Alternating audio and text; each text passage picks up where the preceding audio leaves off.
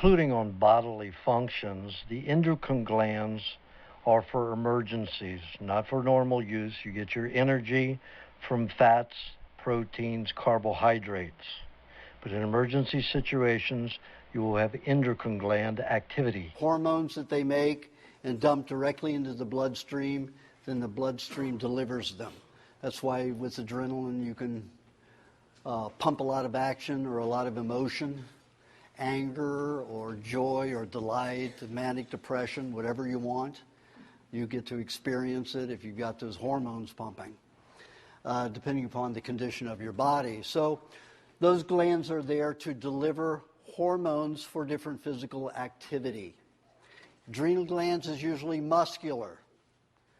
Thymus, thyroid is usually to keep the heart and the lungs going.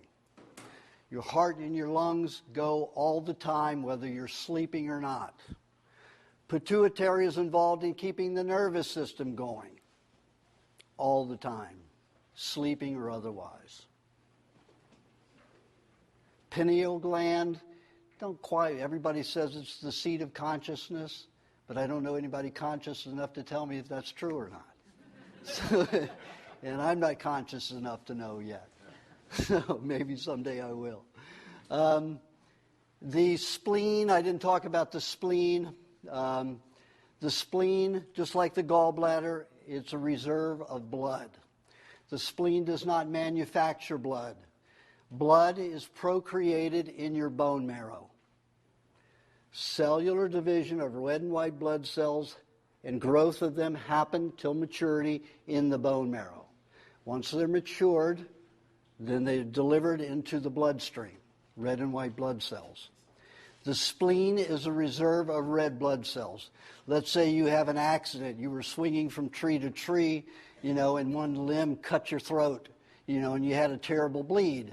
You have about a pint of blood in reserve there so that you don't get weak and tired and get anemia from one bleed. Or another thing that can happen is you get very cold.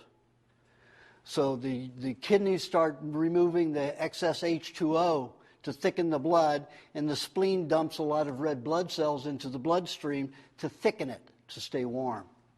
It can also remove red blood cells if you get too hot, to cool the body. And then the kidney will stop filtering out the H2O and allow more water to stay in the body to thin the blood so that it can stay cooler. So all these things are very simple. But when you get toxic, then they start doing things that they don't normally have to do. They have to work a lot harder and do jobs that they weren't designed to do. When you clean the body, and cleansing is a big problem, detoxification, get poisons in the body, does damage. How do you remove the waste? Talked about the lymphatic system.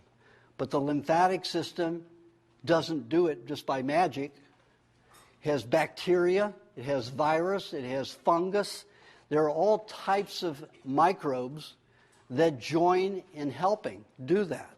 It's like the intestines are the environment for the digestion, but all the bacteria, all the villi, all the secretions, all of that works to digest the food. Parasites are to help you digest food. They're not to eat you up. They're not to kill you. They help every animal's digestive system. And that can be proved if you go to Joel Weinstock, Dr. Joel Weinstock, who is a gastroenterologist at Iowa University. Over 20 years ago, he started noticing, he came from a farm background, and he noticed that the pigs at the agricultural department in his college were very sick. They were too clean, he surmised, because they had no trichinosis. They didn't have anything that was natural to the pigs that were out wallowing in the mud with all their bacteria and parasites. And all those animals were happy. So he took some of the trichinosis from these farm animals and introduced it into the intestines of these overly clean pigs. And they got happy and healthy again. So he got a permit from the FDA to try it with 6 people. 6 humans. And those humans had to have been under medical treatment for at least 10 years, up to 32 years. He chose 6 people that had suffered with inflammatory bowel syndrome from 10 to 32 years. If anybody knows inflammatory bowel syndrome, it's almost everything you eat and drink causes an allergy. It causes vomit, diarrhea, or severe nausea. Headaches, a lot. Intestinal cramping, a lot. Almost all the time. Anything you eat or drink, even water. So the FDA says that you have to be treated by the medical profession for 10 years before you're allowed to do anything else. Now that isn't a bunch of horse, I don't know. You know. Oh, well, you have to suffer with our system, even if it doesn't work for 10 years, you know, then you can go do something else. Not good. But he gave 6 people trichinosis. And we're told trichinosis, worst thing you could have. Kill you. Destroy your intestines, kill you. 5 of the 6 people in 1 week were completely symptom-free. People who suffered for up to 32 years were symptom-free in 6 days. One person didn't respond. He didn't have any side effects, no problem with the trichinosis, but all the other 5 got well. And guess what? They were back 6 months later asking for more because they started getting symptoms again because they kept to their old way of eating. They didn't adjust it. They just kept doing what they had done all their lives, doing the same old garbage, eating the same old stuff. So they started getting symptoms again. Now, if you go on to the University of Iowa, or, well, I don't think you can get it right off their website, but there's a group of doctors who now culture it, and you can buy it off the internet. Get your own little supply, your own little pets for your intestines. Now, what do parasites do? Intestinal parasites like that, they eat some of the meat to pre-digest it for you because you're not well enough to do it on your own. Now, that happened with, you know, when cavemen were around because they didn't eat meat as often as they needed to, or as we do, you know, 3 times a day. They maybe had it every other day or every 3 or 4 days. So when they finally got the meat into the system, they would eat and gorge so much. They had the gallbladder for the excess fat, but not the excess hydrochloric acid to digest all that meat. That's where parasites come in. Tapeworms, trichinosis. All of these things help you digest food. Now, there's plenty of research now. You can look it up. Look under whipworm, trichinosis, state of Iowa, and you will come up with a lot of hits on the last 12 years on the research that's been done with that, and you'll probably find the link where you can buy it. I'm not saying that's the way to get it. I suggest my clients take a piece of small intestine of a pig and eat about a half a cup, and that's all it takes. For most people, half a cup about every 5 to 6 months. Then their pollution is so bad that's dumping from their body into their intestines, all the trichinosis gets poisoned with all the garbage in our environment, you know. So then you have to breed some new ones or introduce some new ones into yourself. An example of that is the vaccine when I was 18 months old that caused me to be autistic. It also caused chronic constipation at that point. You know that the formaldehyde does that if it stays in the intestinal wall. So the formaldehyde went to my intestines and destroyed almost all the E. coli in my intestines. So my brain and nervous system weren't developing. That along with the mercury and the aluminum went into my brain. The way I know that is because I felt it. I started having headaches right at the center about 6 hours after I got the shot. And people say, you remember at 18 months old? I told my mother, I remember the day I was born. She says, you're full of it. You're telling stories again. I said, well, I have stories to tell. Doesn't mean they're not true. So I said, Mom, think about this. When I came out, there were Venetian blinds right on the left side as I was coming out, and I was coming back looking at the ceiling. And the sun was coming right over the horizon, right through the Venetian blinds. Her jaw hit the floor because that's exactly what happened. Wow.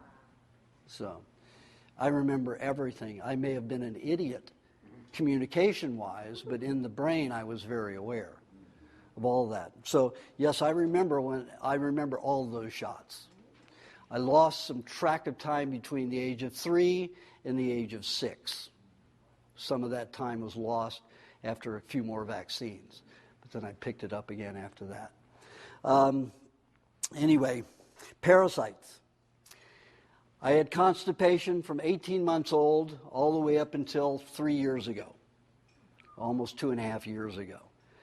When I was a child, before I went on to a raw diet, I had a bowel movement once every 3 to 5 days. And when it came out, it was like granite, big as my fist. My rectum was 2 inches of scar tissue by the time I hit 20 years old. 2 inches of scar tissue completely around the rectum. Kept splitting. Every time I had a bowel movement, I bled. So about 2.5, and then I went on to a raw diet. I moved every day, several times a day, but that first part of the day, after a long night's sleep and not going from about probably 3 o'clock on, it was hard and big. So I was doing some experiments fermenting food, fermenting grain and fermenting milk, because when you want to clean out something, bacteria and parasites are your best advantage. Why? Because they consume toxicity 100 times their weight. Parasites can eat 100 times their weight in 24 hours and pass only 1 to 5% waste. That's like eating 100 pounds of food a day and having a 1-pound bowel movement the next day, or to a 5-pound bowel movement. That's pretty efficient, isn't it? Pretty amazing. Okay?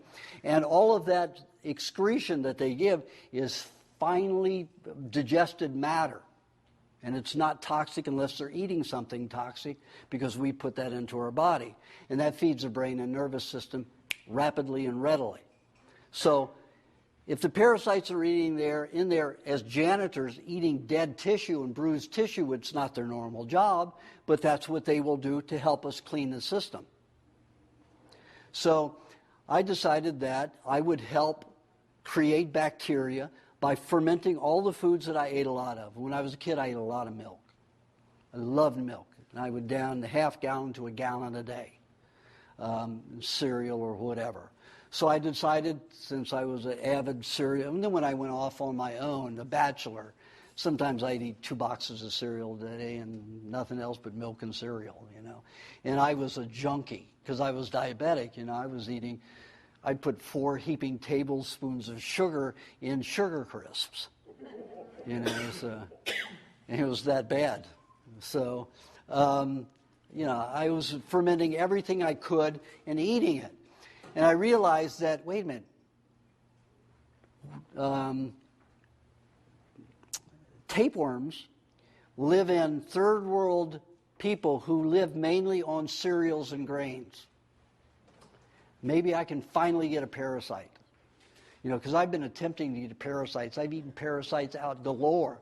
But because I had radiation therapy and chemotherapy, any time a parasite would start to eat something, they would be killed. So I had to use other means of cleansing, which is mainly virus, and I'll get into those later. Let me finish with the parasites. So I forced myself to get tapeworm, and sure enough, I downed all this. I let that milk ferment with some Macao powder in it, which is a root herb from South America, which reacts like cereals. So I fermented my milk with this Macao powder in it, and when I popped the cork of it, the top of the milk, I just went to smell it to see how mature it got. The alcohol literally burned my sinuses. My eyes turned red and watered, and I got a headache. That's how fermented it was. So I thought, okay, well, I'll drink it. So stupidly, I drank 3 cups. I didn't say, well, let me do a half a cup and see what happens. I had 3 cups. And the next day, I was supposed to be on a plane for Hanoi. So here I am on the plane with hives, huge hives, itching all over, going crazy. So as soon as I got off the plane in Hanoi, I got some tomatoes, put them in the refrigerator, and some cucumbers, and I had took some vinegar with me because I knew that I was going to have hives very quickly after drinking all that fermented stuff. So I'm there in the hotel room rubbing every hour, either rubbing slices of cold tomato on these hives are all over my butt and all over my stomach, all over this area right here. And I mean, these things are huge, big as my hand and as high as the hand off the skin. And I refused to scratch them. I wanted to see what was coming out. I didn't want my own nails and stuff to be in it. So I'm putting the cold cucumber and tomato slices on, mixing it around, because every hour it would get insane. And then other times I was getting into a cold bathtub with vinegar in it and rubbing that on and soothing it. So that went on for 3 days. Then all of a sudden I noticed in the toilet I had this little noodle. And I said, I don't eat noodles. I've got a tapeworm. So I started jumping for joy, So here's this little noodle, and I can see it moving around in the toilet. And if they drop on, they'll dry up like a piece of rice in about 5 hours. It looks just like a little piece of rice. You got this big, long, link of a tapeworm. And, tapeworms get pretty long. So I was there in Hanoi about 6 days, and I got a craving on the 7th day, the day I was supposed to leave. Who sits down and eats an onion like an apple? So I had this craving, so I sat down, ate this half of an onion like an apple. About 6 hours later, I get the runs. I mean, shooting. What came out? 48 feet of tapeworm. So I pull it out of the toilet. The hotel room I was in was all wood. I mean, the ceiling, everything was gorgeous. For almost nothing, $12 a day. So I spread it out on the floor so I could measure it to see how long it was, because it shrinks pretty quick. So I had, by the time I finished, it was probably about 45 feet, and I figured it shrunk about 3 feet in that 5 minutes. So I figured it's about 48 feet, 47, 48 feet. So I was all depressed, and I got rid of my friend. I finally got a parasite, and here I got rid of him. And, but I never had constipation since that day. Never had constipation. Then about 4 weeks later, I see another segment. So I know he's still alive in there. He, she is still alive, because they're bi. So I knew he was still in there. So it must have been 3 months. Had a bowel movement. About 50 feet came out. Of course, I was at home at that time, and I spreading it out on the floor, measuring it. It was about 50 feet. And that's the last I saw of him for about 2 years. But I haven't had constipation since that day that I got him. Can you imagine? Everything was nice sized. I could go. Everything was nice. No hardened right there in the tissue. No lethargy. I had more energy. I felt better. Going to the bathroom was a pleasure instead of painful experience, And that was a joy. So here, a parasite helped me. It helped these people with IBS. You have to consider that the bullcrap that's coming out of the pharmaceutical industry is intending to sell drugs. A diabetic. They say you're going to be a diabetic forever. The father of modern medicine, Hippocrates, used raw milk to cure all cases of diabetes. Put them on an all raw milk diet. Diabetes would turn around in 6 to 10 weeks. Every case, even if it were juvenile diabetes where an adolescent started with it or a child started with it. It was cured within 6 to 10 weeks. The pharmaceutical industry gets $1,200 a month. You're paying them $1,200 a month. It's a pretty good piece of money, and they don't want to let it go. So they don't want cures for anything because they like selling their drugs, and that's just what they're in the market for. And don't think that they're compassionate for 1 minute. And if you see, you've heard about the cigarette industry, putting things in their cigarettes to make people more addicted. Pharmaceutical industry is no better. They want you hooked. They want to make that money. Why they're so greedy? We talked about that before. Brain farts. What can I say? Something wrong, that the brain isn't working properly. It's malnourished, it is diseased, it is toxic. There are all kinds of reasons why people would do that to another person. Who can say? I was a very angry person. I mean, I used to think of a lot of harmful things to people that I don't anymore, now that I'm healthier. So I think that most everything is a process of toxicity in the body malfunctioning and the frustration in the body cells. You've got 67 to 80 trillion cells in your body. And if you're overworking them, burdening them, making them toxic, your little slaves are going to be pretty upset, not very happy, if you're not taking care of them. I guess they don't mind being slaves because they're our cells. But let's take care of them, treat them right. Okay, so parasites. Then we have bacteria. Bacteria can eat 50 times their weight in 24 hours and pass about 5% of waste. Still a great deal. Incredible deal. Bacteria is responsible for a lot of digestion. The University of Toronto, in association with the Hospital for Sick Children of Toronto, has been using the veratoxin, the waste product from E. coli, to completely dissolve human brain tumors in 2 to 5 days, including the vessels going to them, the tumors. 2 to 5 days brain tumors. So what I have to say about that, E. coli is in shit, eat shit and live. It's kind of a misnomer when they say you shouldn't die, isn't it? And I've had many people who were their cancers weren't reversing, and they started eating some buffalo manure in the bowels, and with the bowel with it a little bit, and they started reversing their tumors in months. I mean, radically, the third within 2.5 months. That's shrinkage. And why? Why don't they come out and say, eat feces? Every other animal goes around licking each other and themselves every day. Feces.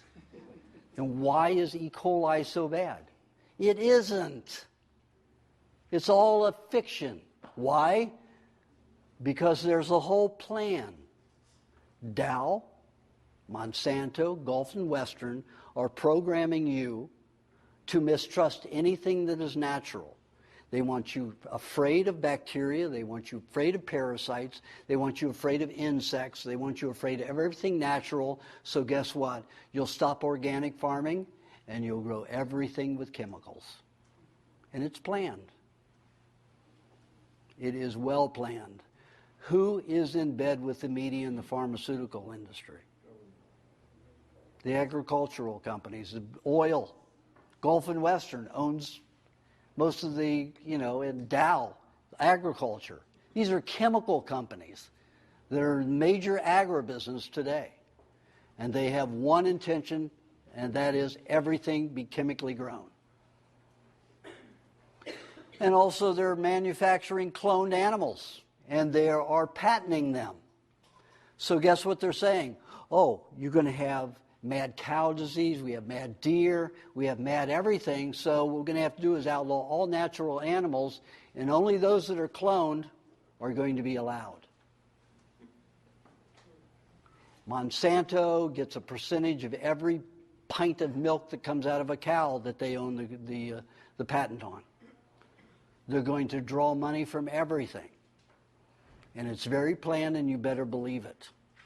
because it's moving very quickly now. They're getting ready to outlaw a lot of things, and they have you so paranoid about nature and bacteria and everything that most people are going to let it happen, just like they let the Nazis take over Germany. Because they get the people believing it. The propaganda is there. Will you ever get a good, healthy food again without chemicals in it? Not unless you own property and have a farm. And I suggest that everybody, everywhere I go and speak, people get together and start putting farms together. Even if you don't grow the stuff yourself, you get a farmer there that you pay to do it. Because you're not going to get access to anywhere, because it will be outlawed.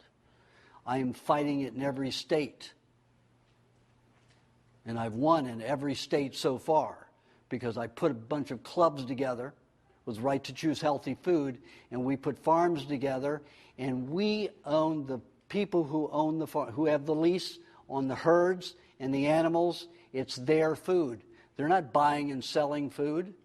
It's their food. They're paying the farmer to take care of their cows, their milk, their product, their eggs, their meat, and then just give it to them.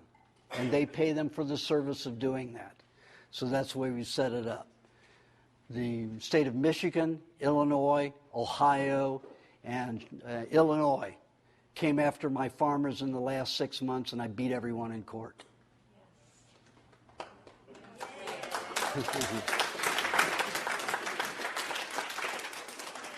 And you've got to do it too. You know, I can take care of a lot of people, but I can't take care of everybody. You have to find farmers who are willing to go to lease their herds, their animals with you, or you get land and you start them yourself. And that's what everybody needs to do, because we're looking at 2 years, and you're not going to be able to get any organic food. So you need to move quickly. You need to start thinking readily about what you're going to do about food. FDA has approved 5 viruses that will be sprayed on meats to kill the bacteria. Now, the bacteria helps us digest. The viruses are nothing other than protein waste products that are poisonous. So they're going to poison our meats to save us from the very things we need to help us digest with, and that's bacteria. They tell us viruses are bad, and then at the same time they tell us to spray viruses on our meats to kill bacteria. They're telling us salmonella is bad. Vion Products bought a license, Yale, and funded Yale to do experiments with salmonella for the last 15 years on reversing cancer with salmonella. 18 universities are now using it. Different smallpox virus, all kinds of virus and bacteria to reverse cancer. To eat salmonella. Let your eggs rot. Let your chicken rot. Eat your salmonella. It'll take care of you. It'll eat these dead cells that your body can't deal with unless you've had chemotherapy. It's not going to happen like with me. It's not going to happen. Then your body has to use virus. But we'll get into virus after we do fungus. Fungus is the next. It's in between parasites and bacteria. It consumes about 75% of what a parasite eats. And it has about the same amount of secretions. But when they secrete, their fluids and their byproducts, their verotoxins, cause intense drying. That's why when you have athlete's foot, it's so itchy. When you have crot rot, that's fungus. That's a yeast infection.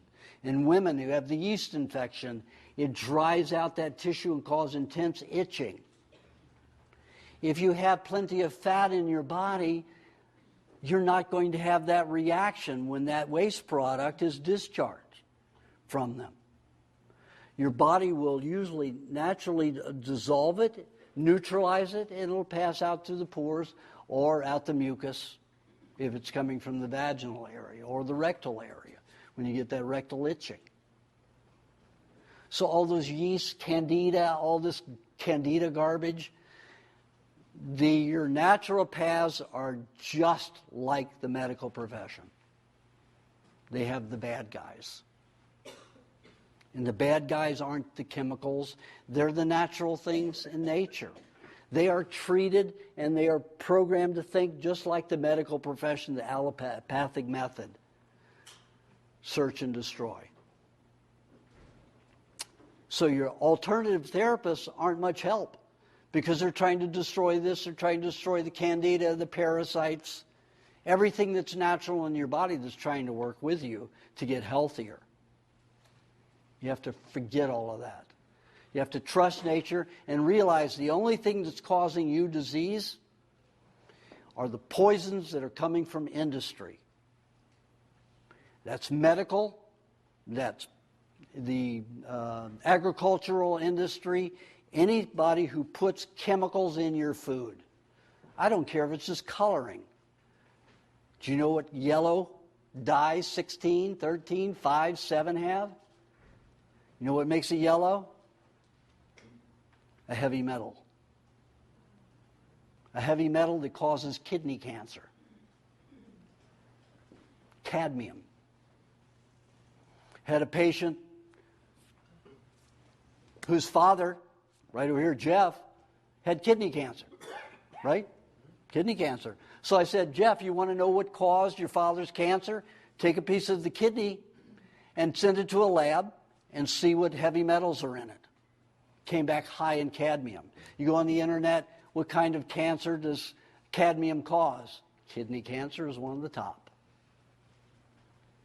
So anytime I want to know why my patient has cancer, I take some of their vomit, their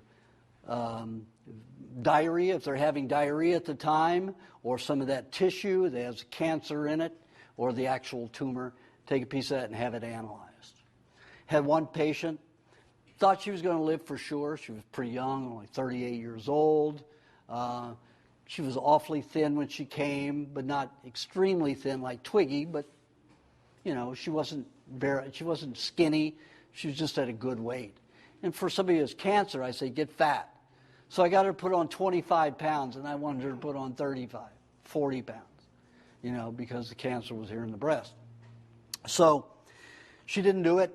She only put the 25 pounds on. So when she started dissolving the tumor and all the secretions started eating away at her tissue, she was vomiting and having diarrhea. She was weak and in bed that whole time. And the vomiting was intense. It hurts, especially when you're throwing up poisons. So after 2 months of vomiting, I had to find out what was so toxic that she could be vomiting this violently, because I had only known one other girl who had done that, vomited like 11 times a day, 6 to 11 times a day, and that was Awanza, and she had 63 tumors in her body, and there were innumerable ones in her brain, so I understood all that heavy metal was dumping and causing her to vomit all the time. But this girl, I didn't know what. So I took that 4 ounces of vomit, sent it to the lab. The lab called me a week later and said, you know, when they finally got around to my sample, and they said, somebody's poisoning your patient. I said, what do you mean? He said, she has 3 times the lethal dose of thallium in that 4 ounces of vomit. 3 times the amount that usually kills a person, of thallium. Thallium is a metallic mineral that's very much like mercury, but it's a cross between mercury and lead in its toxicity. And I said, no. Now I know why. She was a jewelry maker. And she never wore a mask and she never wore gloves. So all of that metal she was burning with her head right over it, breathing it in all of those years, all of that thallium, heavy metals, caused her cancer. And she didn't make it. She got down to 2.5 months of vomiting and all of that. She was down to where she was starting to get too thin and she just couldn't eat. She died because she couldn't eat. Cancer was all dissolved. It was the end of it. She couldn't eat. That's why I say, get fat, because you don't know what poisons are in your body that are going to come out and start moving. And if you don't have the fats to take care of it, you're going to have problems. So fat, fat, fat, fat, fat, fat. Get rid of thin. I want to look good. I want to be thin. Forget it. It isn't healthy. If you've been on as long as I have and you've got most of the poisons out, you can be fat and not look it. But that takes a little time. Takes a little time. 30 years. 30. But I had chemo and radiation. Most people probably would take 15, 20 years, I have some young people that do it in 7, 8 years. Fat for 7, 8 years and then get, full and strong looking, like an athlete, not skinny ever again, because I don't want anybody to ever get skinny again, unless their body's taking through a detox and they use up all the fats, but then they need to put it on quickly after that. So poisons in your environment, in your food, in your air, in your water, wherever it is, those cause your diseases, not bacteria, not parasites, and not virus, not fungus, not candida. Those are your friends. They're trying to get rid of damaged tissue from poisons. They're your helpers. You got to help them. Now, virus.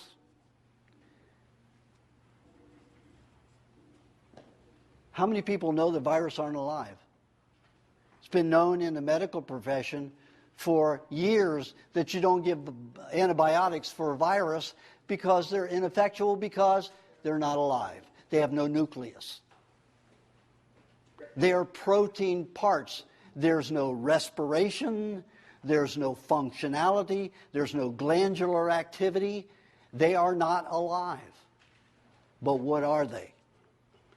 They are soaps. They are solvents. The body makes them to dissolve tissue in your body that are too toxic for the parasites, the bacteria, and the fungus to eat. Too toxic, like when I had chemo, radiation. Parasite, bacteria, fungus tried to eat into that dead tissue, they were killed because they were poisoned to death from that tissue.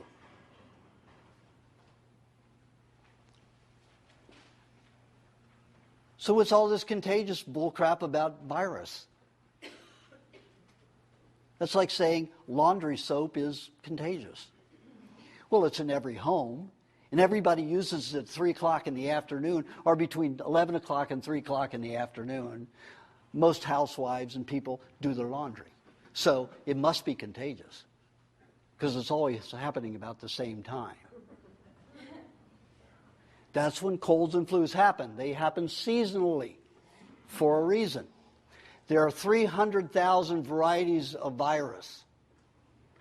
Each one of them takes just a little particle of a cell at a time and disassembles it. And the pharmaceutical industry says, see, it dissolves a cell. No, it's dissolving a specific tissue in that cell, so specific that it can never damage the integrity of that cell. Unless you have many viruses happening at one time because of a highly toxic polluted cell from industrial pollution. And it's usually from the medical profession that happens. But usually 1, 2 viruses are occurring all at one time, only once in a lot of people. So, one person gets, the flu, then the next person gets the flu, and Joe Blow across town's got it, and all of a sudden, all these people start cropping up, and they say it's contagious. That's like saying the first rooster that starts crowing toward the sun is contagious to all the other roosters, because they get up and crow too, Viruses are not contagious. AIDS is not contagious. It's a man-made virus.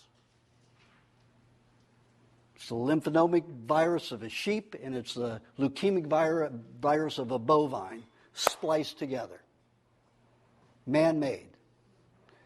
Injected into our population by our dear great military government as biochemical warfare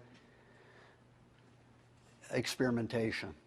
And do you know who there were undesirables were they allowed to do it on? NSA says they're allowed to do it on undesirables. And you know who the undesirables were? Homosexuals. So homosexuals in New York, Houston, Los Angeles, and San Francisco were the target. How did they target them? Well, if you remember in the 70s, all through the 80s, the main people getting hepatitis were homosexuals because of their intense drug use. So they were given it in the hepatitis B vaccine, and they were strategically put in those cities. 10% of the people were not homosexual. That's why 10% of the population was not homosexual who got it in those cities. But it only happened in those cities. And then when the government got caught, it started putting them out in other cities, so they got it all over. And then they put it in the smallpox vaccine in Africa. Why would British government and the American government donate 125 million smallpox vaccines? Why would they give 125 million vaccines? You're talking billions of dollars to make them, transport them, to get them over there and service them. 125 million vaccines were given and funded by the British government and the American government. Why do you think they did that? What happened? It made a medical catastrophe in all of those countries. So where did they go for medical help? They went to the British and American governments who were supposed to be advanced medically.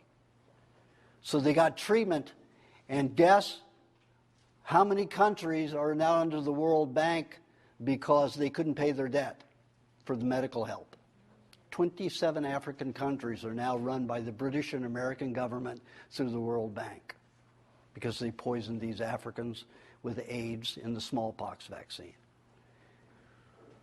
Nobody got AIDS there except people who got the smallpox vaccine, unless they were getting transfusions from somebody who had the smallpox vaccine.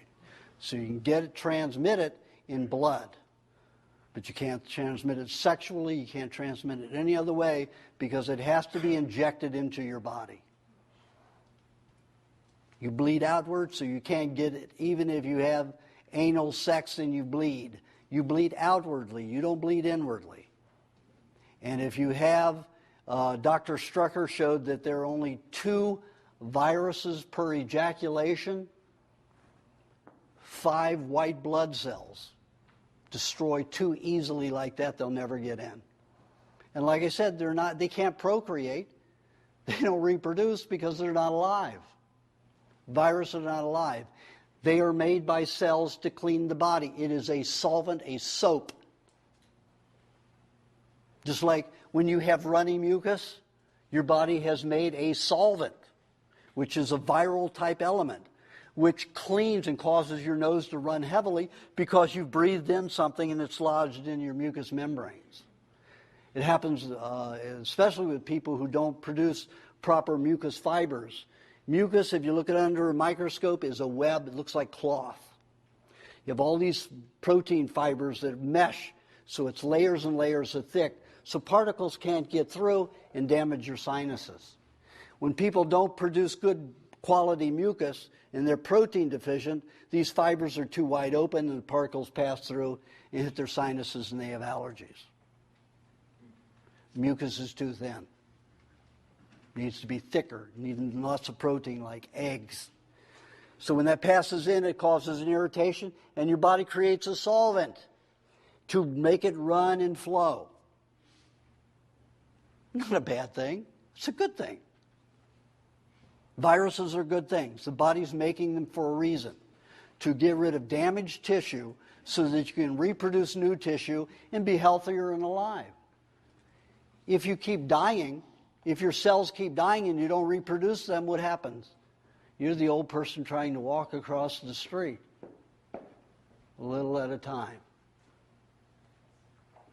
And if you're reproducing, you're going to go like me, from death to life. You know, from death at 21 to life at 60, and getting healthier every day. Like I said, I haven't slept, I had a nap between 6 o'clock and 10 o'clock last night. I'm not even tired. One time I went on 1.5 hours sleep a day, 10 minutes at a time. And I only ate an egg or half a cup of milk or half a cup of meat every hour. Just a little bit to give me enough nutrients, not to be overly satisfied, but to be slightly hungry. And it just kept my energy up and going that whole time. And then when the 22 days was up, I only slept 5 hours the next night. Didn't need to catch up on anything because I took care of my body. I gave it food every hour. I gave it protein, I gave it fat. And I didn't eat any fruit that whole 22 days because I wasn't going to sugar out. It wasn't going to cause any cravings. I wasn't going to cause distortion of mental functions with the advanced glycation end products.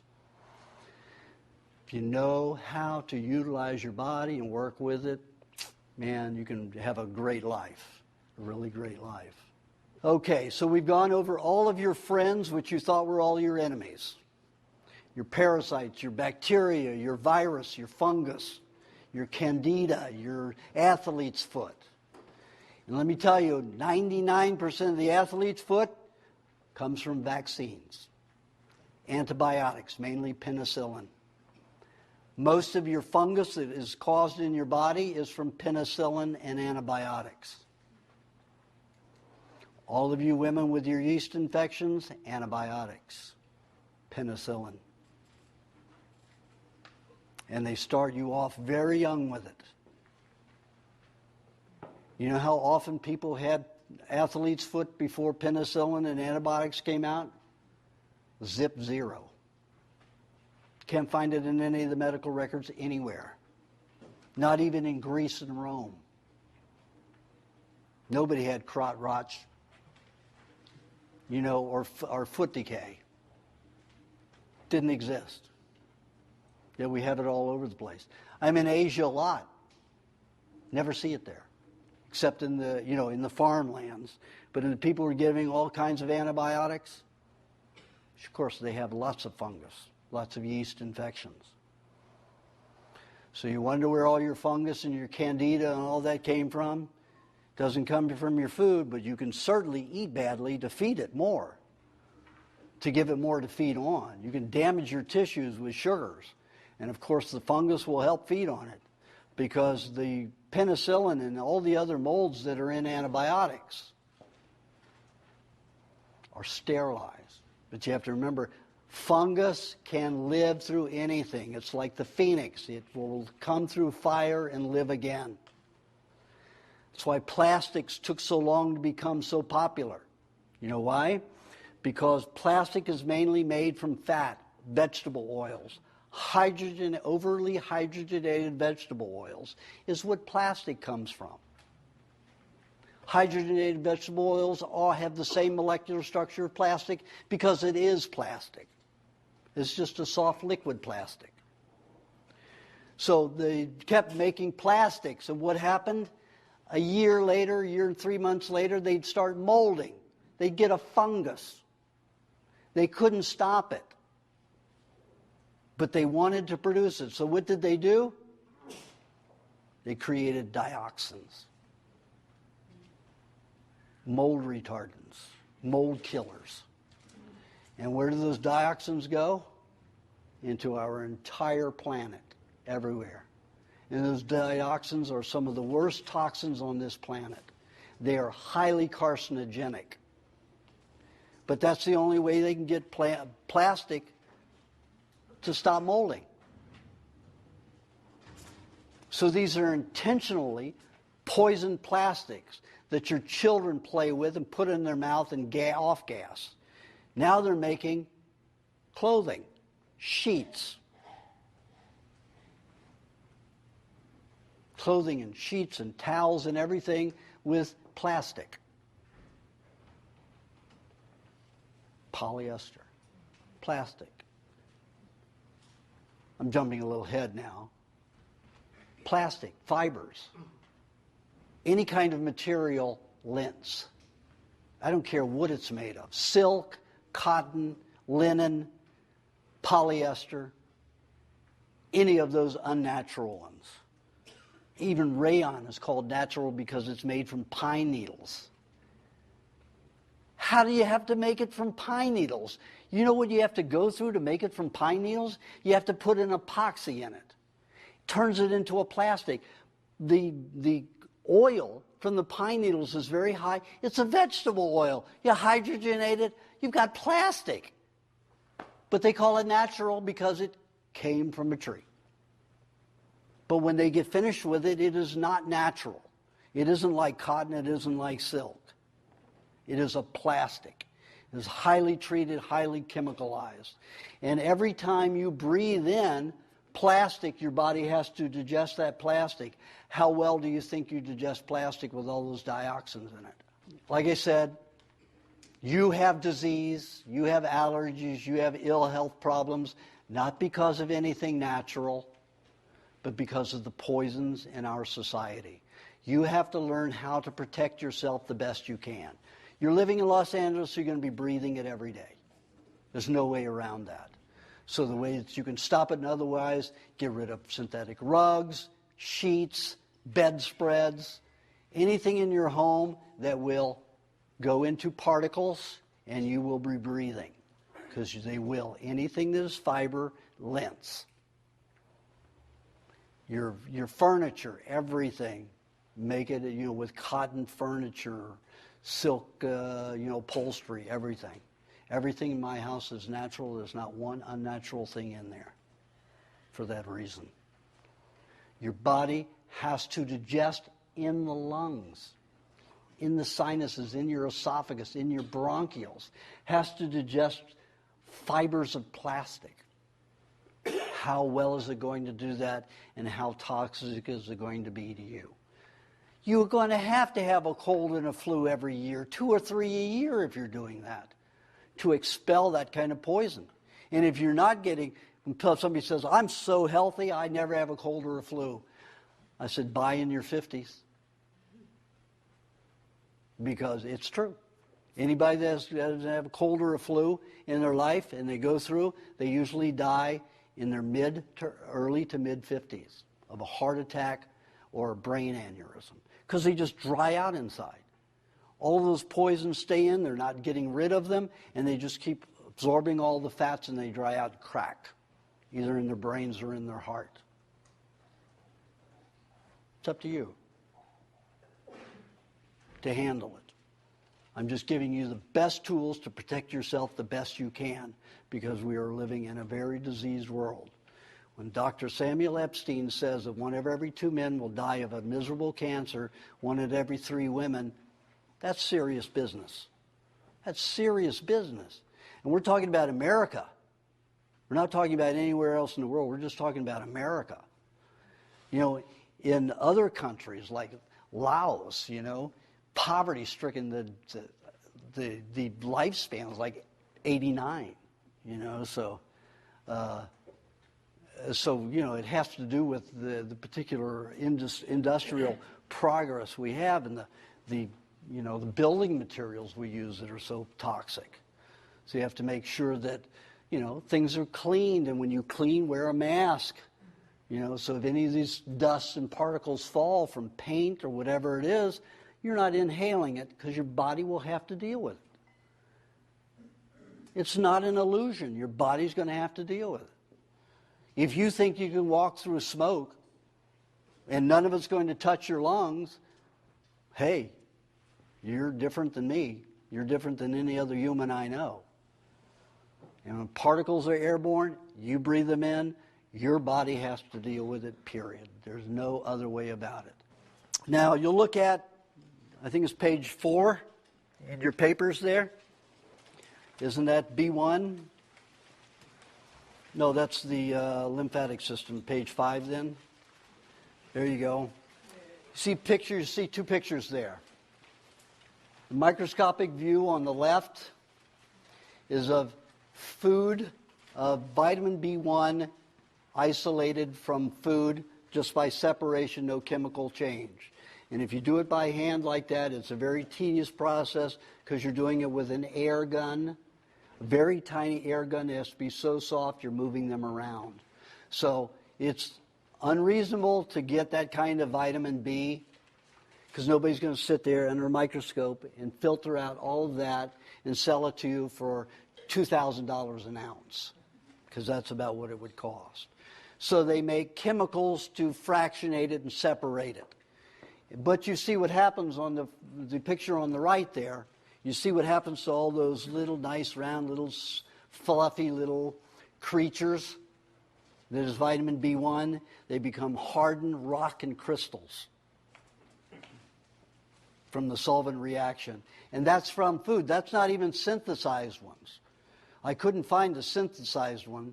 I looked for it. When I was doing my own biochemistry research, they were 100 times the size, just like vitamin C. And vitamin C, when it's natural in food, looks like little furry little balls, and they're all very colorful and in soft colors. And it looks very beautiful, and you can see it's vibrant and alive. And then you see this synthetic ascorbic acid.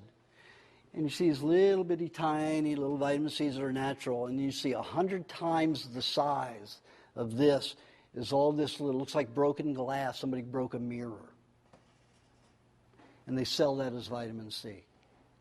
This is synthetic ascorbic acid, and it goes down and cuts and rips the body to pieces. Of course, it's going to stop any symptoms because the body's panicked about stopping all of the cellular and intestinal and respiratory, venous, lymphatic, neurological slicing and ripping to pieces. So all symptoms are going to stop. If you have allergy, it'll stop that. It'll stop almost anything temporarily. But you're in real trouble later because the body uses tremendous amounts of fat to bind with all of that toxicity from the ascorbic acid. Even if the vitamins come from a natural source but have to be extracted with chemicals or any other process, as you can see in that picture, it changes the molecular structure and the body cannot digest it and utilize it the same. It's an entirely a different creature. It isn't like milk where you can take it and make cheese with it and it still has a very good property on its own. It's very different because there's a chemical process or a heat process that always goes into that separation. So there's always toxicity. Doesn't mean that the natural B1 vitamin or vitamin C will be harmful in an extreme way and cause disease, but it will certainly cause some problems in your system. But the synthetic will definitely move you toward disease quicker. May seem like it's working temporarily for a brief time, but in the end, later on, it's going to take its toll and you will dry out inside. When I worked at Aunt Tilly's in Beverly Hills, one of the biggest health food stores in the world at the time, in the late 70s, I used to watch, and a lot of people come in and buy $10,000 worth of vitamins a month. And I'm talking about bottles of vitamin E, 2 or 3 of them a month. And guess where vitamin E comes from? Film developing fluid. Yep. Fuji and Kodak, big suppliers of it. You know why? It was a very toxic substance. They had to spend millions of dollars to put it in isolated stainless steel tanks with thick concrete walls that were almost 12 foot thick. Cost them hundreds of millions of dollars a year, and they had to keep that, they had to continue it because they hadn't found any way to neutralize that chemical. Then one of their scientists, many of their scientists were paid to find out a use for it and a breakdown, and one of them said, oh, well, it has the molecular structure of vitamin E about 73%. Let's call it vitamin E and sell it and have people eat it. one of the most toxic substances on this planet. 99% of the vitamin E out there is coming from that source. Film developing processes.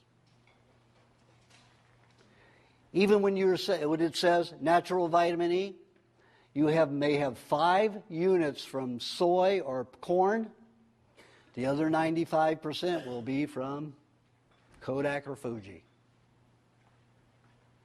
So what happened with some of my famous movie star patients who were taking all that vitamin E for their skin started tearing, got translucent thin. Why? Because that's a solvent. Terrible solvent. Even aspirin can be deadly. I have an actor friend who used to run a 100-mile marathon once a year. He would take 2 bottles of aspirin to get through it. 2 bottles of aspirin. So at the end of that run, he had to stay isolated for 3 weeks in his apartment. Why? Because aspirin thins the skin. His skin would act like toilet paper, just tear. You could just touch it just like this and his skin would just tear off. So he had to isolate himself for 3 weeks.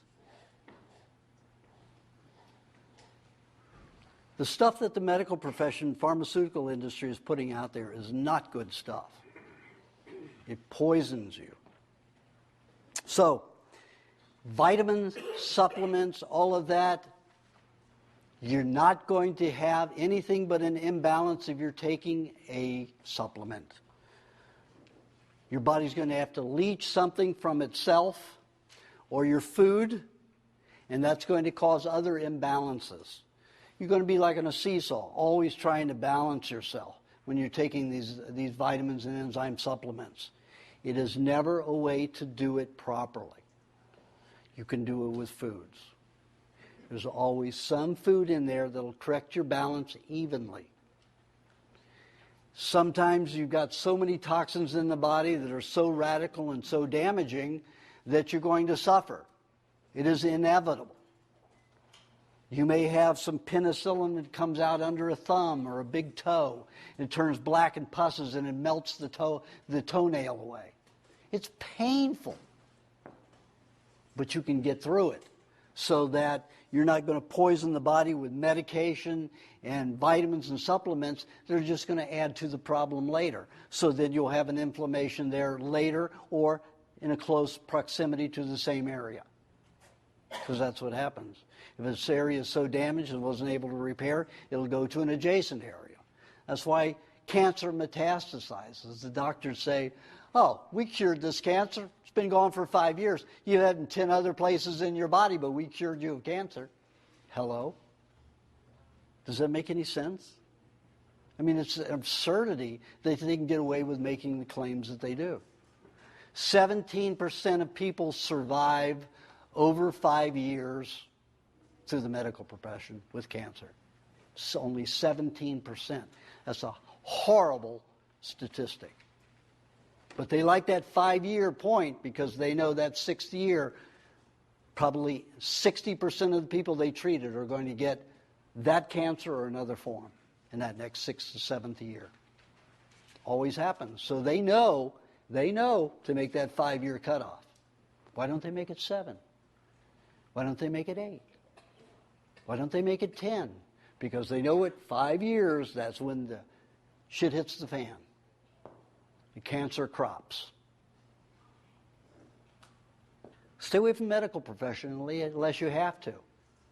Now, I hadn't seen a doctor except for a test, those tests at Washington University Medical Center. And all of a sudden,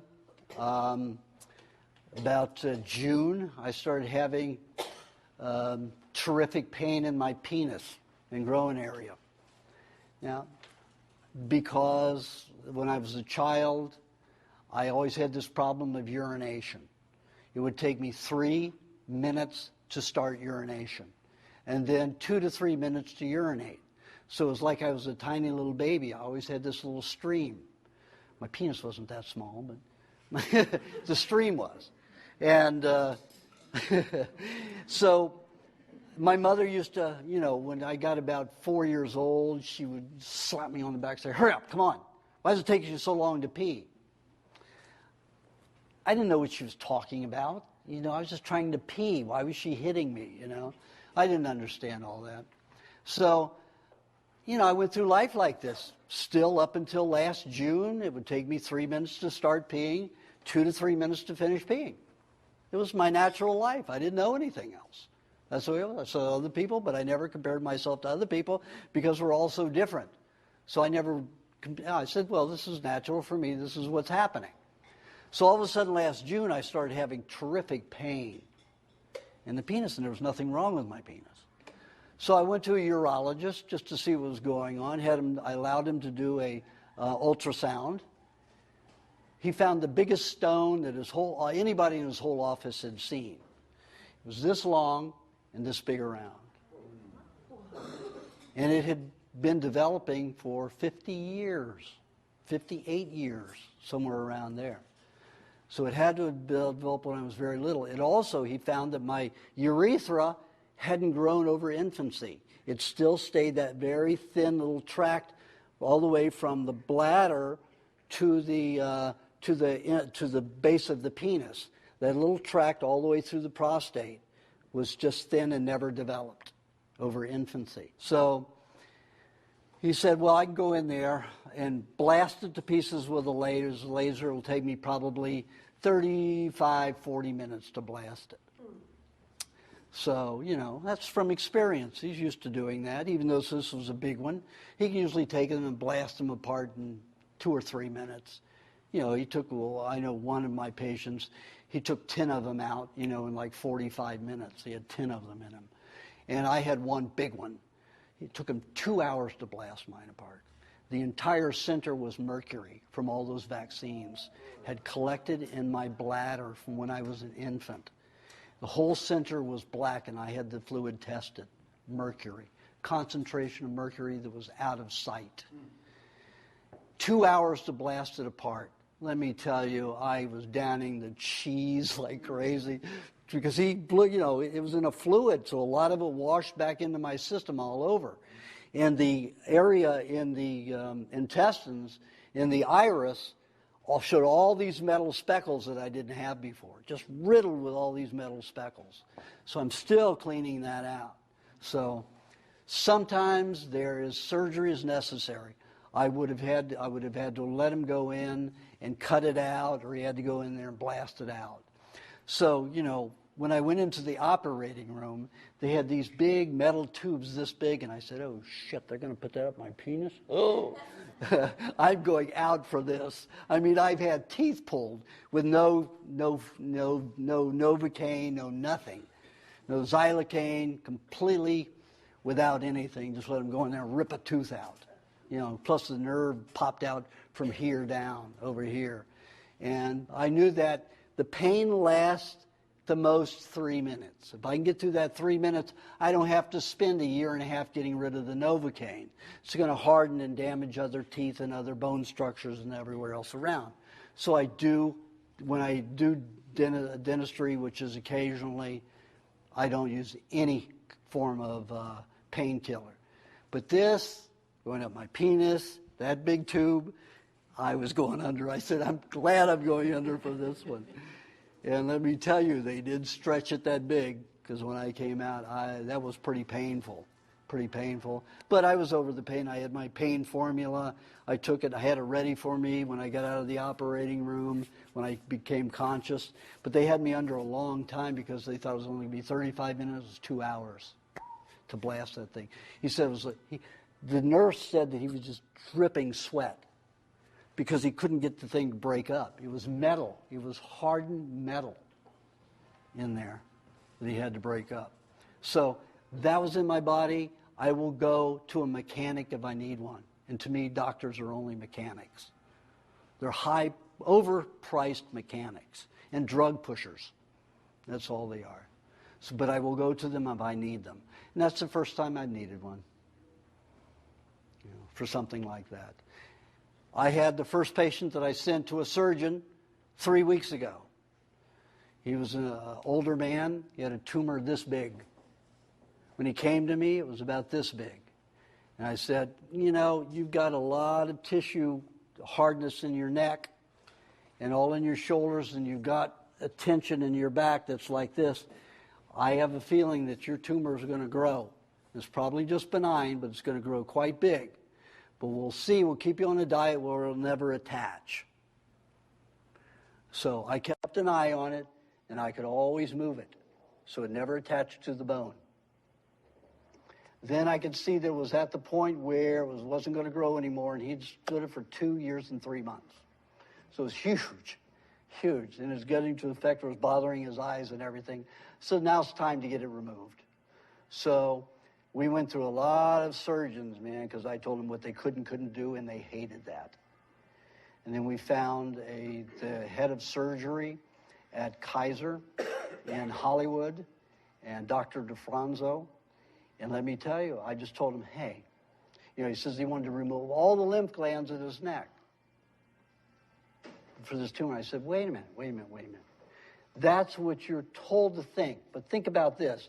If the lymph system is responsible for removing dead cells, it's going to have cancer in it. But if that lymph gland isn't as hard as rock, it's not a problem, is it? So let's leave anything in there that's not as hard as a rock, and the only thing that was hard as a rock was this big thing. And that one particular gland that it was full and kept stretching, one gland.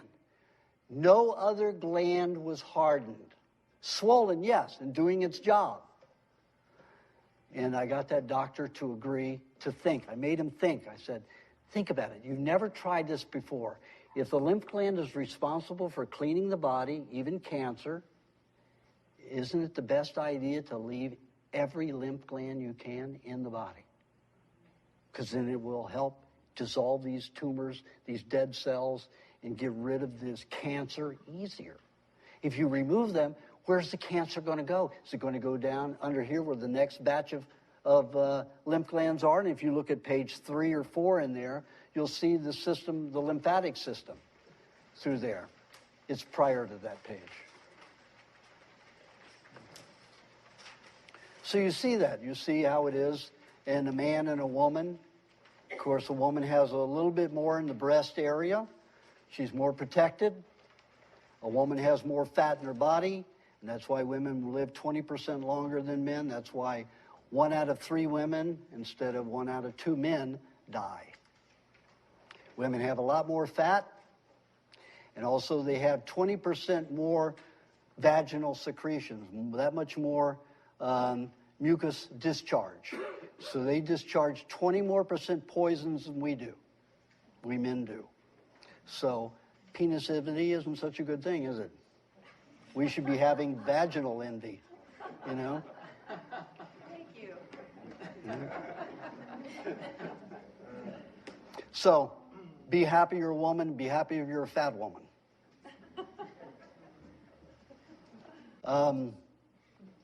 The lymphatic system was very important, so I got Dr. DeFranzo to agree. And man, it was like pulling teeth, but he listened, he thought about it. And I said, I can tell you right now, I've got this guy on a diet that didn't attach to his bone. It didn't attach to his jugular, because they told him if it, wrapped around his jugular, because they're used to seeing it, people on a normal diet. But I know how to regulate it. If it's going to grow, I'm going to control its growth. So they said they may have to take out the whole jugular. They'd lose a lot of his nerves and all there, and all of it was under the tumor. Nothing was removed, just the tumor. And the skin, of course, that it attached to the skin. So he had all this excess skin, so all that skin was removed. Now he looks younger on this side, because all this is clean, and this side is his old natural self.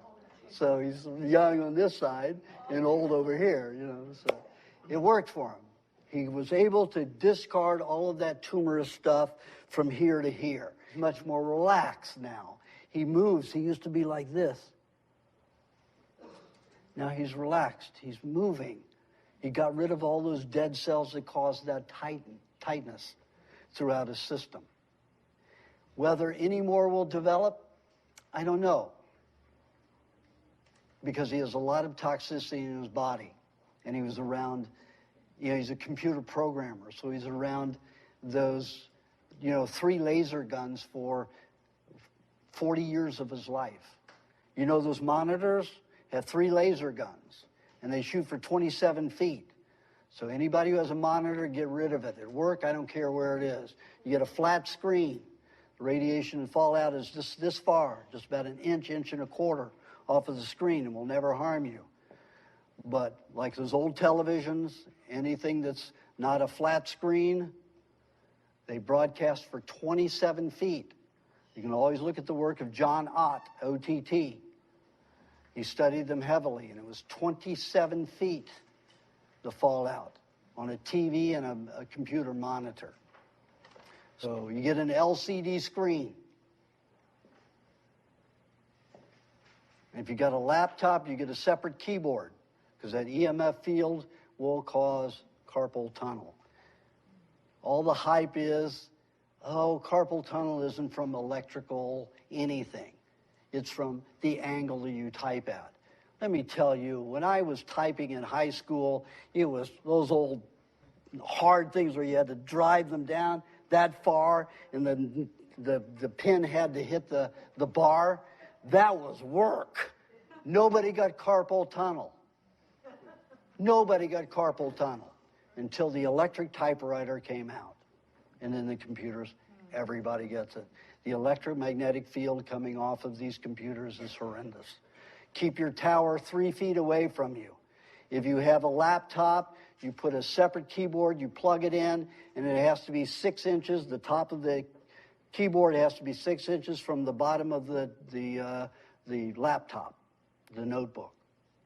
And then you won't have any effect. The way I found that out was, I got my first laptop in about 1996, and I moved into it was 1993.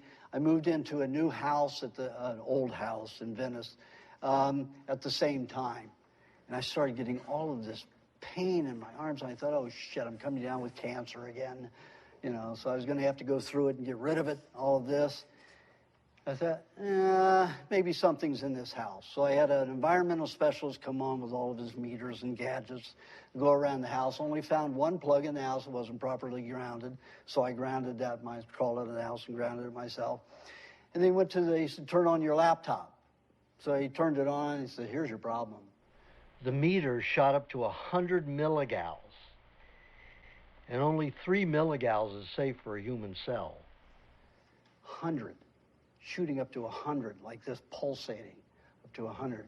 My hand's right on that area doing that. So he said, get a separate keyboard, keep it this far away, you can see where the die's off, and you have your hands there, no problem. The next, I went right out as soon as he left. Oh, I didn't let him leave the house. I made him sell me some of his gadgets, his meters. I would not let him out of the house until he sold me one of those meters. So I went out and bought a keyboard, put it in, next day, and no pain.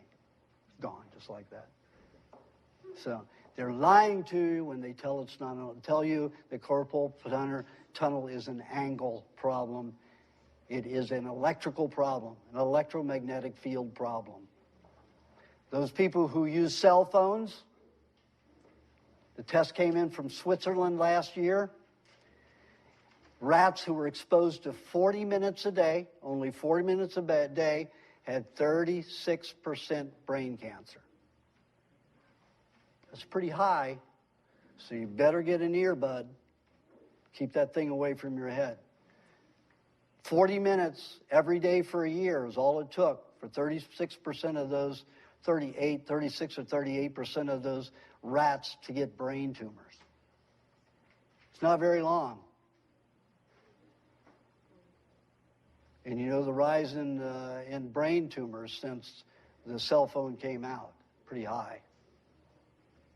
So be careful. All these things are pollution. You need to be aware of what is going to lead you toward disease so you're not surprised by it, or you can alter it.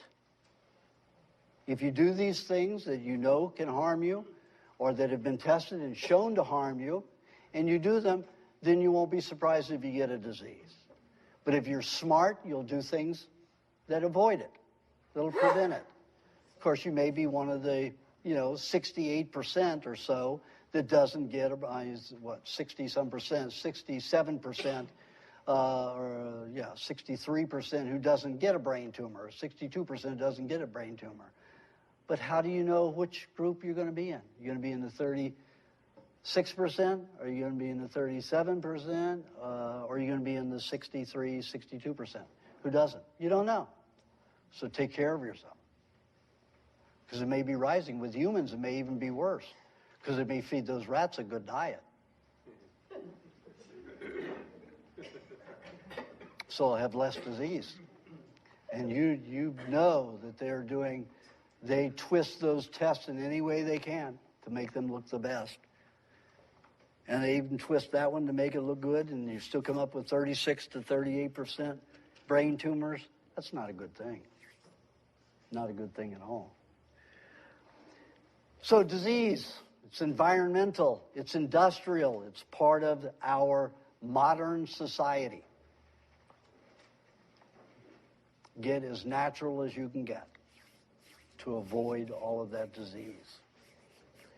Now, we can reverse a lot of the problems, we can dissolve a lot of that stuff, we can take care of ourselves if we eat properly. Now, when you eat a raw food that's unadulterated and not dehydrated, all of the enzymes in it are bioactive. That means they disassemble quickly and easily with the enzymes in your body, and your body can redistribute them. The pancreas is very responsible for a lot of this. It will take those elements and it will restructure them so that you can utilize it for your purposes. Okay. So food in its raw state, vitamins, enzymes, minerals, nothing is cauterized. It's used. Cauterized, you know what that means? Take clay, you fire it, it's cauterized. It's hardened. It is brittle. It's no longer porous. Things can't pass, it can't disassemble. Clay, everything disintegrates. It becomes milky in water. It becomes a part of the water. It is the water. Once it's fired, it's a rock. It's a hardened substance. It's all cauterized together.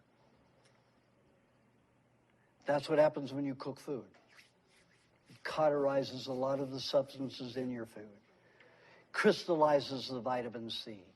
It crystallizes the B vitamins. And all you have to do is get up to 141 degrees to destroy 50% of your calcium. 50% of your calcium. And the way that the body harnesses, remember the poisons in your body? It uses calcium, phosphorus, magnesium, potassium as the main alkalinizing minerals to bind with some of those metals, toxic substances, to bind with them and neutralize their negative charge that is so destructive in the body. Even aluminum is highly destructive when it's cauterized. Aluminum destroys the zeta potential. Zeta potential is the ability for nutrients to remain suspended in fluid. So it's like you've got a lot of fish swimming around in an aquarium. You drop a bomb in there and they all sink to the bottom. They can't get up off the ground, off the bottom.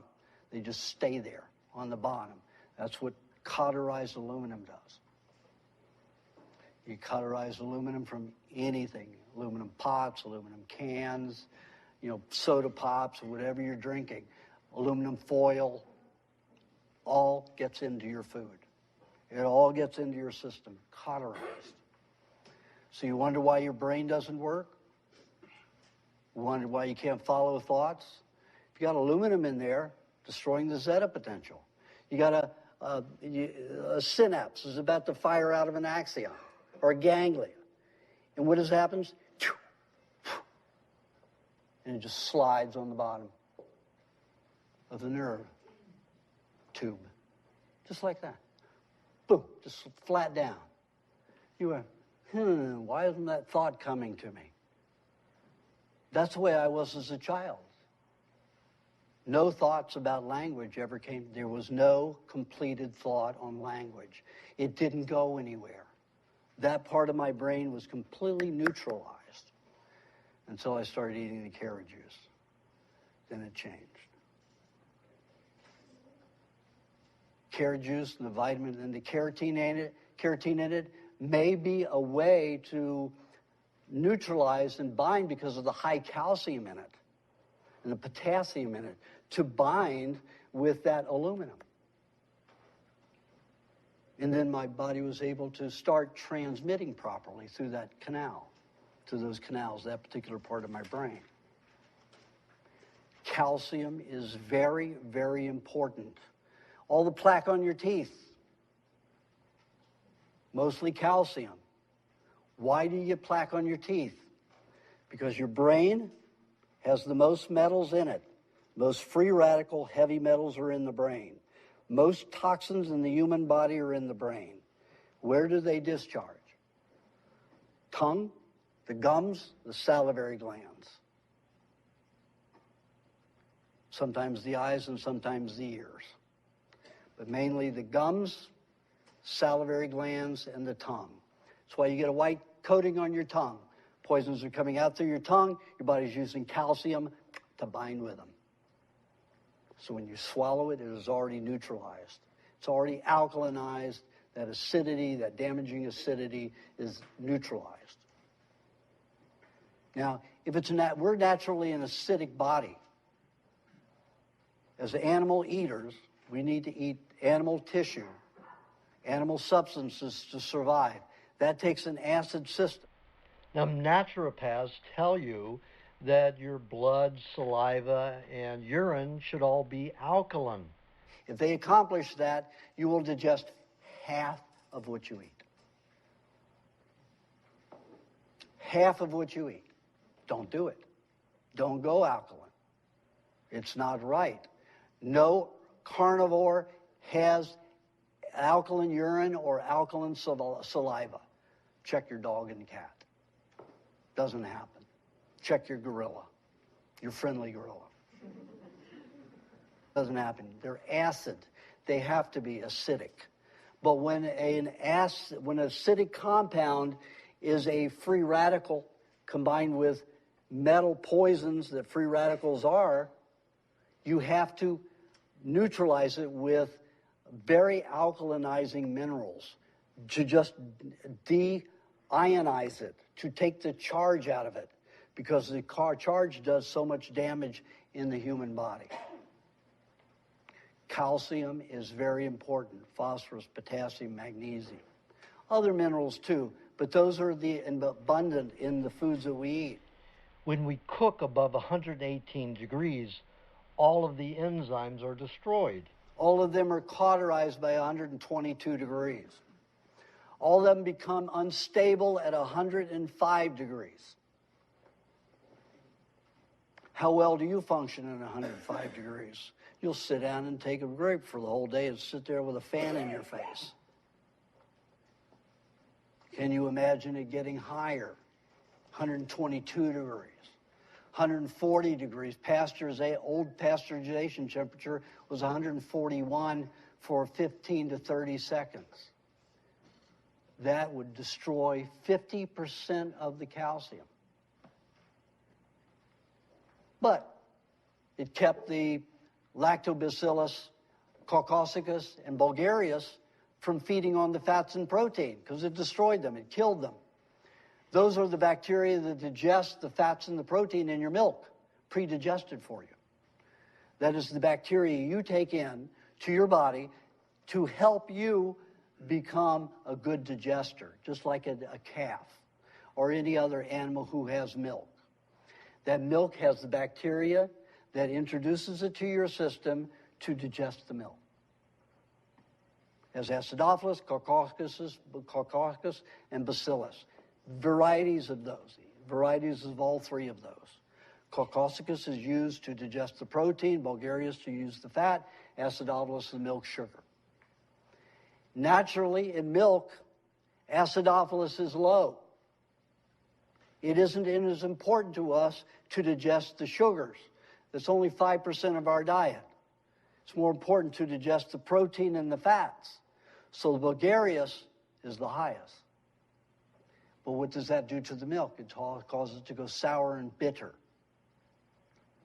Now, when I lived in Paris from 1993 to 1996, just 3 months of every year, I went up to the farmland. That's the only way you could get raw milk and raw cream. Everything was sour and bitter. That was normal. That's the way it's always been. Technology comes in and says, but we can make it sweeter. So they change your whole instincts, your whole appetite to say that this is proper. We like sweet things. We like it to smell good or a particular way. When if you go out to the farmlands and stuff like this, the Amish people, you know, if they're into the old way, everything is soured. Everything is bitter. But it's predigested. The fats and the proteins are predigested. Not all just all the milk sugar with all the acidophilus. And that's what they tell you to eat. Acidophilus, acidophilus. Who needs all that sugar? We don't. The advanced glycation end products, evidence of that. 5% of our diet is all we need of sugars. So why do we put 5 to 6 strains of acidophilus to make yogurt and kefir? It doesn't make any sense. If you're looking at for health, if you're looking at for a particular taste advantage, it's not a healthful advantage on the whole body. It just has to do with taste. Well, then isn't it wrong or inappropriate or inefficient to be cultivating that taste bud in you? Absolutely. So get back in like the Germans. I like all that sour, stinky cheeses and stuff like that. Pretty healthy race. Thought they were all almighty, though, was a problem. You know. But they eat, you know, the Germans eat more steak tartare, 5 times more than any other country, even than France. You know what steak tartare is? Raw meat with raw egg mixed together. And they eat a lot of it in that country. A lot of it. More than France. So, getting the foods whole, uncooked, you will preserve your nutrients. People say to me, well, I'd rather die than change my diet.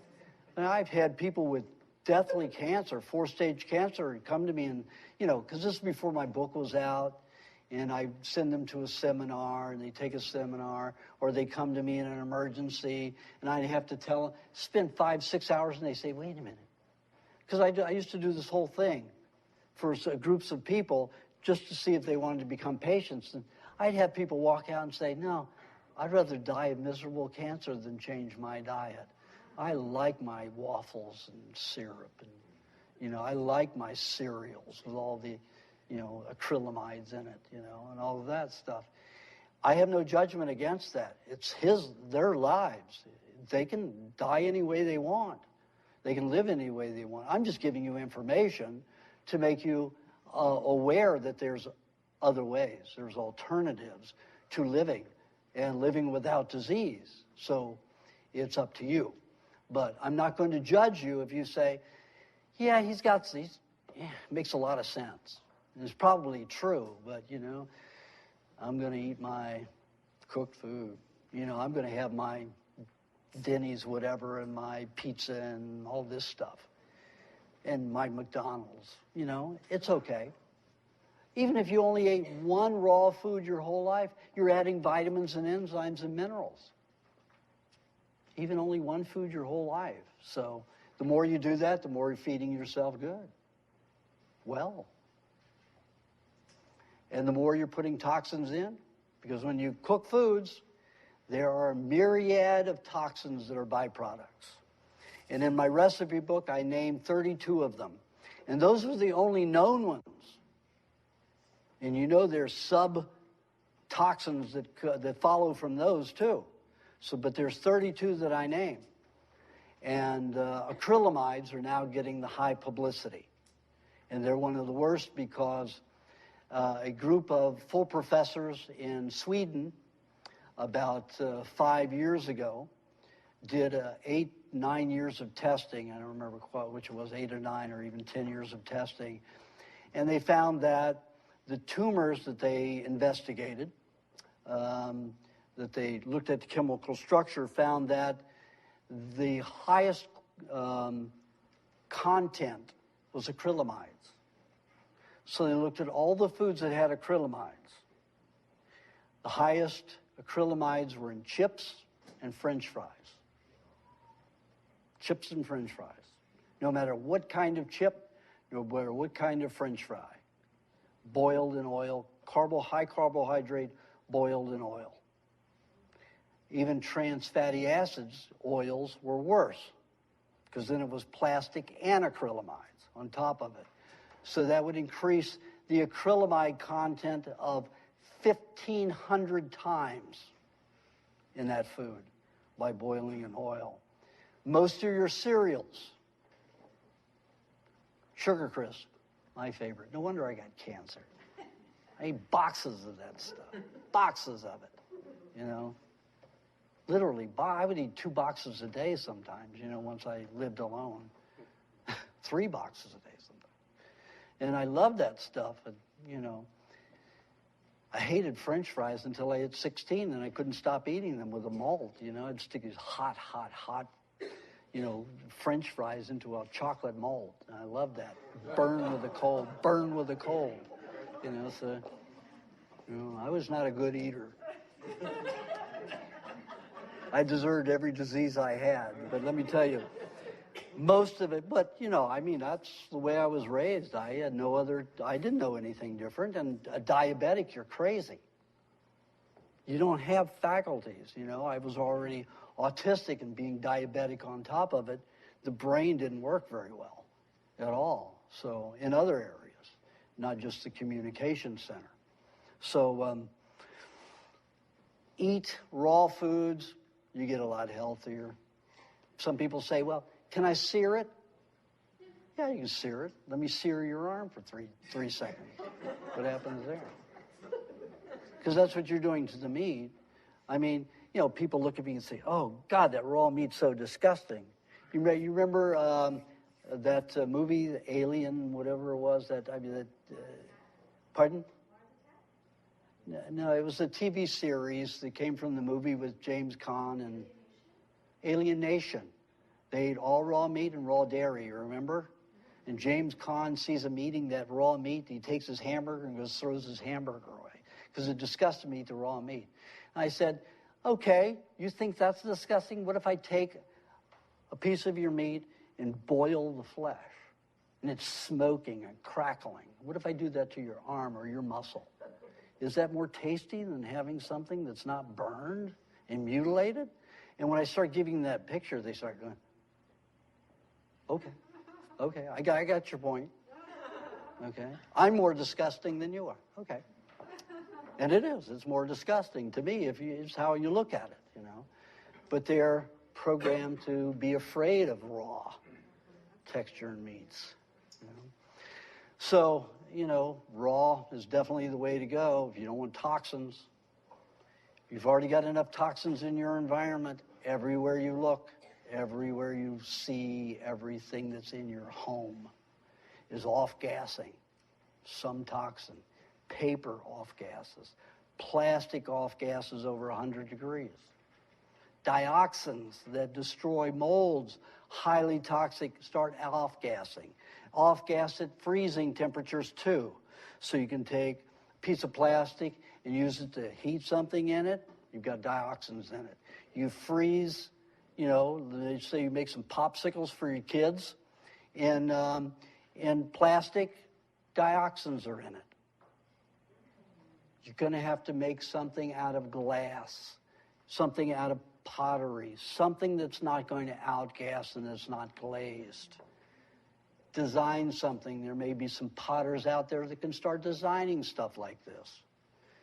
And there are people that do it in local areas where I travel, and they start doing this and the whole community starts working together, you know, and you come to the potlucks. We have potlucks here once every 2 months. The next one's going to be on February 25th at our lovely hosts over here, place in the valley. So we're going to have a potluck there, and you get together and exchange, and you start thinking of ideas how to make your lives better, and offering people. I have lots of people that have changed their lives and gone into business by helping people make their lives better. So brainstorm. Do something that you will improve everybody's life and yours, if you like, if you want that.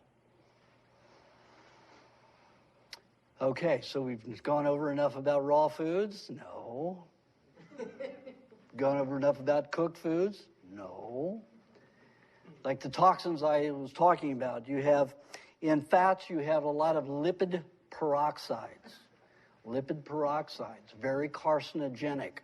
So when you cook a fat, it starts transforming into lipid peroxides at about 70 degrees. It's called the labile point. The labile point is when you see it cross that line. But you don't have to see it cross the line. I don't have to be dead to know that I've been ill before I'm dead. So the alteration on fats that I've seen on the effects on the human body with patients and with other people is 96 degrees. When fat is heated over 96 degrees, that's different with butter and cream and dairy products. But when you're dealing with nut butters and you're making your own nut butters, or you're using olive oil or coconut oil, when you get over 96 degrees, that's when you start altering the molecular structure so that it will start hardening in your body, similar to a vegetable oil, vegetable fat. You do not want a fat turning crystallized and hardened in your body, because that will lead to all kinds of problems. Cracking, dryness, arteriosclerosis, heart attacks, aneurysms, you name it. So any oil that's pressed, olive oil, coconut oil, peanut oils, any of those oils, you keep those down to a minimum and keep the temperature below 96 degrees. Now those fats, those oils, fats, are very specialized fats. They are not normal and common because it takes machinery to make them. And when we have machinery involved in something, it is always altering the chemistry. So what I have observed from these pressed oils is that they are solvent reactive. They mainly, 90% of the fats turn into solvents to dissolve compounds in your body. So it will cause intense cleansing. You wonder why you might get tired or lethargic and you're eating a half a cup of olive oil every day and you're getting dry skin and you're getting itching, you're getting a lot of fungus. It's because you're having something that's detoxing you too fast. And you need animal fats to balance that. So I suggest no more than 1 tablespoon of a pressed oil a day, or if you're going to have, let's say, you're doing a particular recipe, you're going to have 4 tablespoons or up to 8 tablespoons in a particular sauce. You skip that kind of oil, you skip any type of pressed oil for another 4 days before you have it again. Let your body be able to process it, because you do not want the body to use that oil to build a cell. If it does, it will crystallize in 2 to 3 years. You're in trouble. It's not going to be easy. You're going to have to get into a hot bath, 102 to 105 degrees for an hour and a half a day, 2 days a week, to melt it out of your system, to get it hot enough into your lymphatic system to get it to melt, or into the cell where it's made to get it to melt. Very strenuous, but it works very well. Had a 72-year-old man who was practically bedridden, and his whole lymphatic system was clogged, and that's what was wrong with him, just his lymphatic system. So I said, okay, I'm going to put you on this diet, and I want you to take a hot bath every hour and a half,